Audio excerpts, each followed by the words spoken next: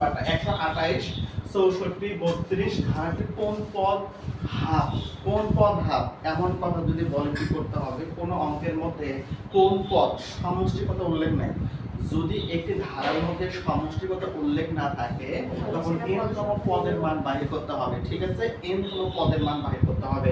আর এখানে আমাদের প্রথম পদ দিচ্ছে, এটা কি ধারা? এটা গুণোত্তর ধারা। আমরা জানি কিভাবে গুণোত্তর ধারা করতে হয় সে সম্পর্কে আমরা জানি। এখন দেখো এখানে দেখো তো আমরা a equal to 1 to 8 নিয়ে আসতে পারি প্রথম পদ। এরপরে তুমি আসো এর গুণোত্তর ধারা কিভাবে আমরা এটা জানি। r equal to দেখো 64 divided 1 to 8, তাই না? এখন তুমি কেটে দাও তো, এখানে কি হবে? 2 হবে, এখানে আমরা হাফ লিখতে পারি। বুঝছো কিনা? এখন দেখো আমরা এখানে r এর মান পাইছি হাফ, কি করব আমরা জানি। আমরা জানি, দেখো এখানে কি জানি, n তম পদ a আর n minus 1, এটা কি n তম পদ এটা। এখন তুমি আসো প্রশ্ন মতে,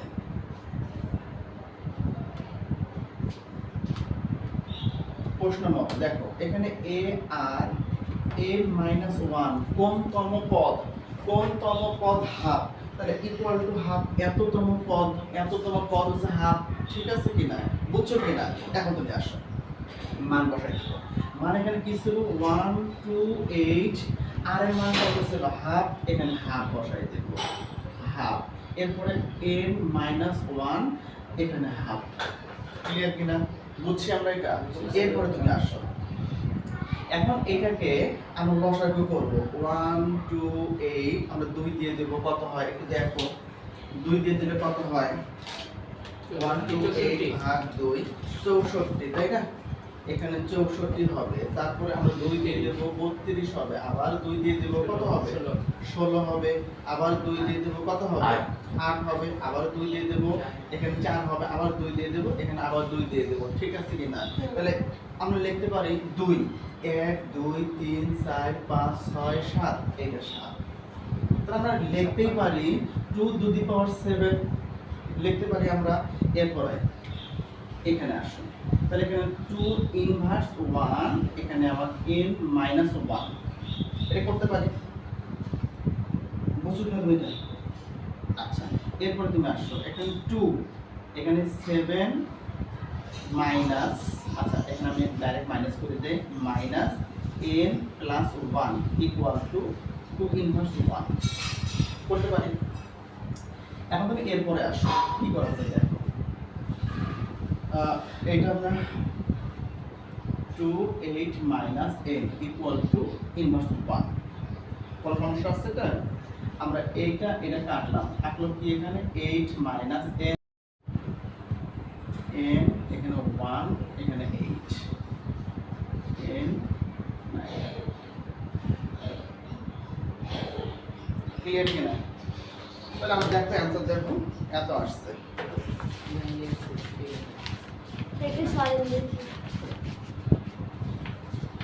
এটি গুণোত্তর ধারার পঞ্চম পদ এত এবং দশম পদ যদি হয় এত, তাহলে আপনি তৃতীয় পদটা নির্ণয় করেন।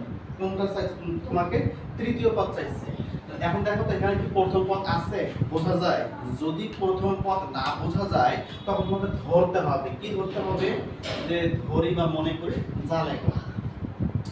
আচ্ছা মনে করি নি, আমাদের বই মনে করি আছে, মনে করি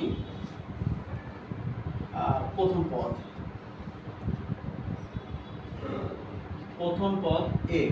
ক্লিয়ার? সাধারণ অনুপাত,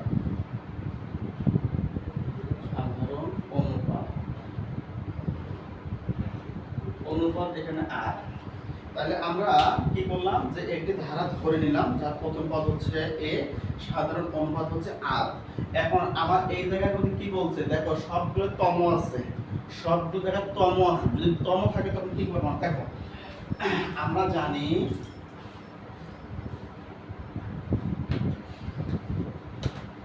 n তম পদ a r 1, এটা n তম পদ আমরা জানি। এখন দেখো তো প্রশ্ন মতে, খুব মনোযোগ সহকারে বুঝতে হবে এটা। পঞ্চম পদ, পঞ্চম, এই যে এটা পঞ্চম পদ, এর মান কত ছিল? এই ছিল। আর এর মান কত ছিল? এখানে আর এই ছিল। n এর মানটা কত? পঞ্চম, এটা মান 5 মাইনাস 1, ক্লিয়ার কিনা? ইকুয়াল টু কত আছে? এই মানটা 2 3 এখানে 9। আমাকে বলো এই টপিকসটা আমরা বুঝছো কিনা? এইটা এরপরে আসো এ এখানে একটু কাটাকাটি কি করা যাবে? এখানে কাটাকাটি করা যায়? যাবে না, আমরা এটাই রেখে দেব, ডিভাইডেড 9, ক্লিয়ার? আমরা এটাকে 1 নং সমীকরণ ধরলাম, বুঝছো কিনা? এরপরে আসো আবার দশম পদ, দশম পদ, দশম পদ কত ছিল বলো তো? দশম পদ কত হবে? এখানে এখানে হ্যাঁ দশম, 10 মাইনাস কত হবে? 1 হবে, ইকুয়াল টু ওই পদ দিতে হবে। এখানে 8 √2 এত, ক্লিয়ার কিনা? এখন আসো তো কি করতে পারি আমরা এখানে? a আর 9 আর যদি পাও 9 8√2 এত, তাহলে আমরা এটাকে 2 নং সমীকরণ ধরতে পারি, ক্লিয়ার কিনা? আমরা এখান থেকে কি করব? ভাগ করব। দ্বিতীয় পদ, দ্বিতীয় সমীকরণ থেকে প্রথম সমীকরণ ভাগ করে দেব। আচ্ছা ভাগ করে দেই। আমরা এই লাইনটা এখানে করি, হ্যাঁ দেখো কি করা যায় এখানে। আমরা 1 2 ভাগ 1 করিয়া পাই, করিয়া পাই কি পাই? দেখো এখানে আর এই পদটা, ঠিক আছে? দেখো 8√2 81 ডিভাইডেড এইটা √2 3 ডিভাইডেড 9। আমাকে একটু প্রশ্ন করো, এই লাইনটা কে বোঝো না? একটু আমাকে প্রশ্ন করো কোনটা? এই লাইনটা না?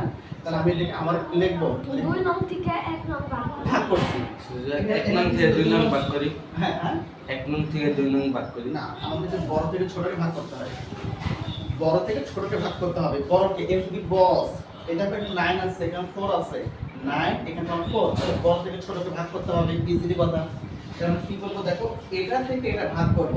এখানে দেখো লিখে দিয়েছিলাম দ্বিতীয় সমীকরণ, 2 নম্বর সমীকরণ থেকে 1 নম্বর বাদ দিয়ে দাও। কি করব দেখো, এইটা লিখবো আগে, তারপরে লিখবো পরে, ক্লিয়ার কিনা বলো? এখন আসো কি করতে পারি?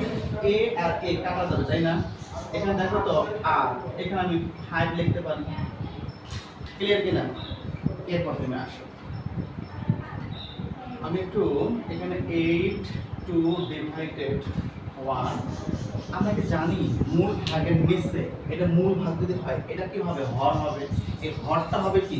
হরটা যাবে লবে, লব যাবে হরে, অর্থাৎ এই 9 যাবে উপরে, 2 3 এই আসবে নিচে, ক্লিয়ার কিনা?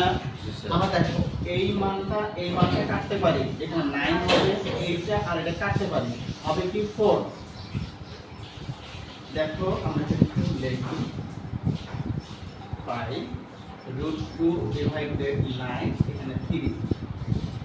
দেখো তো এখানে কি করা যায়? আমাকে যেভাবে হোক না কেন আমাকে এখানে পাওয়ার 5 করতে হবে, এখানে পাওয়ার 5 করতে হবে। কেন করতে হবে? আমাকে 5টা সরাইতে হবে। পাওয়ার ইকুয়াল এ পাশ ও পাশ, পাওয়ার কি যায়? কাটাকাটি করা যায়। এখন একটু আগে দেখো অঙ্কটা বুঝতে হবে কিন্তু এখানে 4, এই 4টাকে ভাঙলে আমি কি লিখতে পারি? 2 * 2 লিখতে পারি। আবার এই 2টাকে চাইলে আমি √2 * √2 দিতে পারি, পারি কিনা বলো? আবার এখানে আমি কি করতে পারি? √2 * √2 এটা করতে পারি।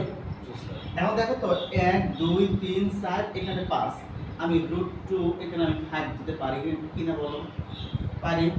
আবার সেম কাজটা আমি এখানে করব। দেখো কি করা যায় এখানে 3 * 3, আবার তোমার এখানে 3 ছিল তাই না? আমি এটাকে ভাঙলে কি হবে? 3 * 3, √3 * √3। আবার এখানে আমার কি হবে? √3 * √3, আর 1 2 3 4 এখানে 5, মানে আমি লিখতে পারি √3 5, পারি কিনা বলো? পারি এটা করতে? এটাই কাজ করবো আমরা এখানে। আমাদের উপর হ্যাঁ, আমাদের এখন ঢোকে নাই? আমি আরেকবার বলি, আরেকবার খুব মনোযোগ দাও তুমি এখানে। আমি এইটাকে টু, আচ্ছা ওটা লিখি আগে, এইটা 9, এটা হচ্ছে এটা। তাহলে এখন একটা খেয়াল করো তো, এইটাকে 4টাকে যদি ভাঙি, 2 2 গুণ 4, এখানে রুট ছিল, আমি রুট করে দিলাম। আমার টার্গেট কি? আমাকে 5 করতে হবে। কেন? আমি এটাকে কাটবো। দেখো এখানে পাঁচটা a পাইলেন কোথা b থেকে? n, এখানে আছে n। ভালো করে বুঝো, আমি এখানে a আর মানে a আর b কখনো কাটাকাটি করা যাবে না। কেন যাবে না? আমার ভিত্তি সেম না। যদি কোনো অঙ্কের ভিত্তি সেম না হয়, তাহলে ওই অঙ্ক আর কাটাকাটি করা যাবে না। আর এখানে দেখো পাওয়ার সেম আছে, আমি চাইলে কাটতে পারবো। এখানে দেখো তো, এখানে আর আছে, এখানে কি আর আছে? আমি ভিত্তি মিলে কল্পনাই করবো না, কারণ আর আর সংখ্যা কখনো কাটাকাটি করা যায় না। যেহেতু যায় না, আমাকে পাওয়ারটাকে তৈরি করতে হবে, পাওয়ার তৈরি করতে হবে। কি করতে হবে? এখানে দেখো, এইটাকে আমি যদি ভাঙি, এটা হবে 2 2 গুণ 4, আর রুট ছিল তাই হইল। এখন তুমি আসো, 3 ইনটু 3 রুট 3, এটা করা যায়? আচ্ছা, মনে করো আমি এখানে লিখি রুট 2 ইনটু রুট 2, মানে একটা কি করলে এটা করলে এটা হয়। ভাই কেমন করে হয় আপনি বলেন তো? আচ্ছা আসো, root 2 into root 2, root 2 square, square root কাটা, এখানে 2। ক্লিয়ার কিনা? তাহলে আমি একটা 2 কে আমি রুট 2 করতে পারি। কেন? এই যে ওই সেম মানটাই হয়। আচ্ছা, এরপরে তুমি আসো, রুট 2 ইনটু রুট 2, এখানে একটা রুট 2, তাই না? এখন তুমি আসো, আচ্ছা এই কাজটা তো সেম কাজ করতে পারবো, 3 ইনটু 3, আবার 3 ইনটু 3, আবার 3 ইনটু 3। এখন আমরা এই কাজটা দেখো, এখানে 2 2 2 রুট 2 রুট 2 রুট 2 কয়টা আছে? 5টা আছে। আমরা চাইলে এটাকে আমরা এভাবে লিখতে পারি, রুট 2, এখানে 5 দিতে পারি। পারি কিনা বলো? পারি তো এটা। আচ্ছা এমনটা যদি হয়, তাহলে আমরা এখন এই কাজটাই করব এখানে।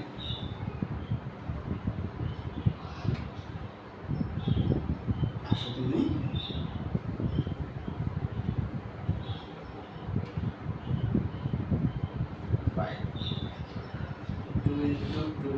রুট 2 আবার 3 ইনটু 3, এখানে 3,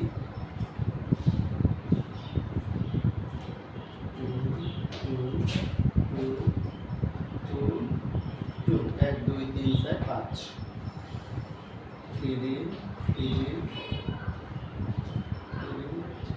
1 2 3 4 5। এটা কি পারি কিনা বলো? লিখতে পারি?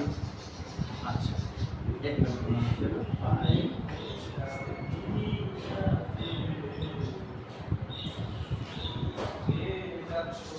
পারি কিনা বলো? পারি কিনা বলো? পারি এটা করতে? এরপর দিন আসো, এখানে আর, আচ্ছা একটু তোমাকে উঠাই দাও। তাহলে আর উপর 5টা পাইলেন কোথা থেকে? তোমার প্রশ্ন ছিল যে আর টু দি পাওয়ার 5 কেন হলো, তাই তো? আচ্ছা আমরা আসো,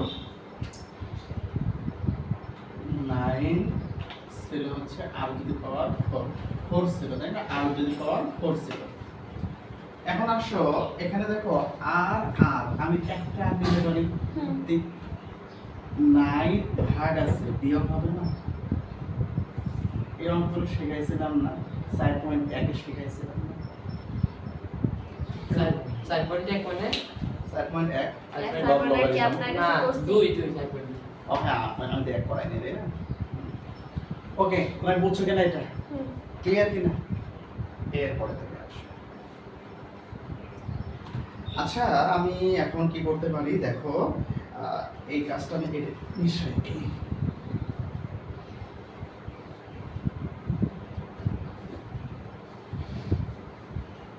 দাসটা থাকতাম না আমার তিনশো মাঝে মাঝে একদম কাজ করতে হইছে। স্কুল অঙ্ক করতেছি এক মুহূর্তে করি আর এক মুহূর্তে করতে পারি মানে আগে দেখো এরপরে হবে এই লাইন, দেখো কি হবে এখানে, আর যদি পাওয়ার 5 রুট 2 ডিভাইডেড রুট 3, এখানে 5, এই 5 আর 5 কাটা থাকলো কি এখানে আর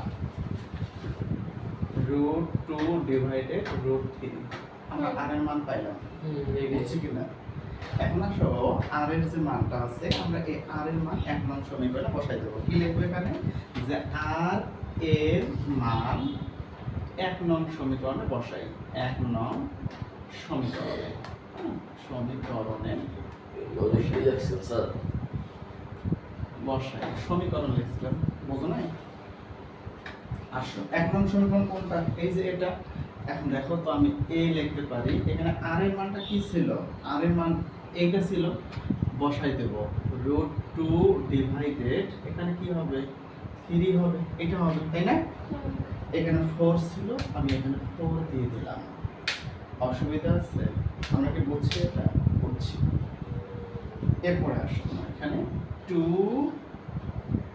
√3 ডিভাইডেড 9 এটা এখানে একটু খেয়াল করতে হবে দেখো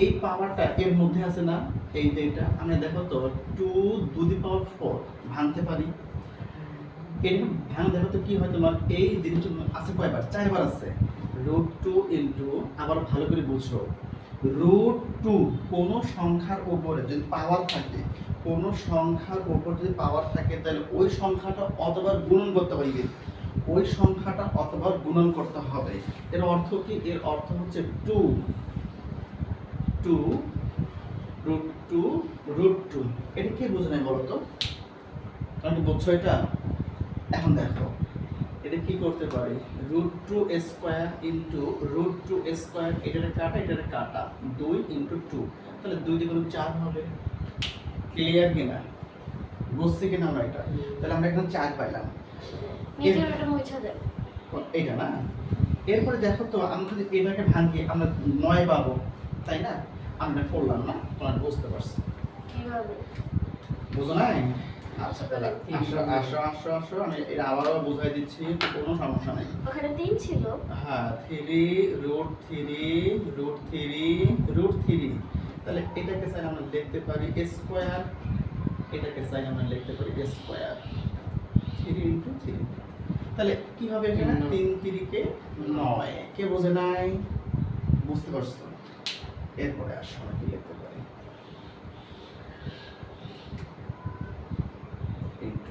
তাহলে 4 এখানে 9 এখানে দেখো 2√3 এখানে 9 আর ভিত্তি কাটা যায় নিচের হর আর নিচের হর কাটাকাটি করা যায় আবার দেখো এই মানটাও কাটাকাটি করা যাবে লবে হরে কাটা যায় ইকুয়ালে এ পাশ ওপাশ ঠিক আছে এখানে আসো a √3 ডিভাইডেড 2 এটা কে বুঝলেন বলো স্যার যে উপরে একটু নিচে আমি এটাকে এদিকে দিছি গুণন আর গুণন করছি এদিকে আর গুণন করছি ক্লিয়ার কি না একটা গান আছে না কয় যেমনি নাচাও তেমনি নাচে এমনি নাচে না একটা গান জানি না আচ্ছা কিন্তু স্যার টুটা তো উপরে দিতে পারি যদি না বোঝা আরো নিয়ম আছে দেখো এটা হচ্ছে কি দেখো 2 × 4 3 3 কে 9 এখানে তোমার 2 3 ডিভাইডেড 9 এইটা যাবে এদিকে গুণ এটা আসবে এদিকে গুণ এখানে দেখো 9 2 × 18 √3 4 নং কত হয় ওই মাইশাকে বলছিলাম 4 নং কত হয় 27 তোরা বল 27 বল কত হবে কত 36 ক্লিয়ার কিনা এইটা এখানে কাটবো কাটলে কি হবে 2 হবে এটা যেদিকে যাও তুমি যেভাবেই যাও না কেন আমরা এর মান পাইছি দেখো আমরা কার মান পেলাম আমরা এখানে r এর মানটা পাইছি আমরা এখানে এর মানটা পাইছি এটা নিয়ে খেলা এখন তুমি আসো আমরা এটাকে মশাই দেব মশাই স্যার আরো আছে